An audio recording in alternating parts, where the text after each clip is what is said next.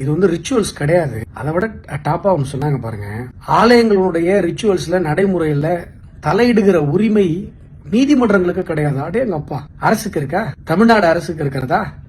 HRNC டிபார்ட்மெண்ட்டுக்கு இருக்குதா? என்னென்னலாம் நீங்க அட்டகாசம் பண்ணீங்க. கோயில்களுக்கு நடுவில் இருக்கிற கோஷாலைகளை தூக்கி வெள்ள போடுறது, இறை ரூபங்களை தூக்கி சிதைக்கிறது, ஈஓ ரூமுக்கு வந்து ஏசி மாட்டணும்னு சொல்லி பழையங்கால சிற்பங்களை சிதைப்பது, எவ்வளவு அராஜகம் பண்ணிட்டு உச்சநீதிமன்றத்தில் போய் கோவில் நடைமுறைகள், கோவிலுடைய தன்னாட்சி அட்டானமியில வந்து கோர்ட்டு தலையிடக்கூடாது. உங்க டிபார்ட்மெண்ட் ஏன் தலையிடுது? இது எல்லாத்தையும் தாண்டி நீங்க ஒரு விஷயம் யோசிச்சு பாருங்க.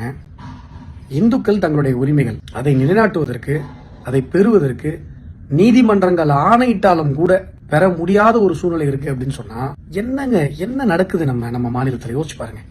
ஏற்கனவே திமுக இருந்தாங்க. திமுக பொழப்பே இதுதான். இந்துக்களை திட்டி, இந்துக்கள் மனதை புண்படுத்தி, அதன் மூலமாக அரசியல் செய்து, அதன் மூலமாக காசு பார்த்து ஒரு குடும்பம் உட்கார்ந்து தின்பதுதான் திமுக. அவங்களுக்கு அந்த நீடு இருந்ததுன்னு கூட வச்சுக்கலாம். தாவேக்காவிற்கு என்ன பிரச்சனை? ஏன் இந்த கேஸ்ல நீங்க அப்பீல் போனீங்க?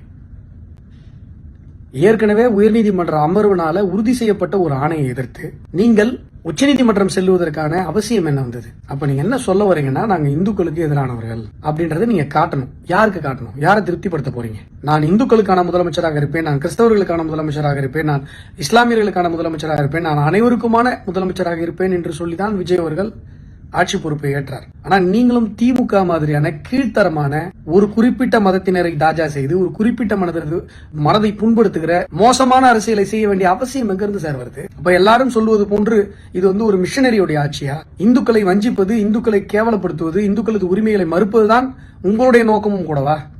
இந்த கேள்வி எல்லாம் எழுதா இல்லையா?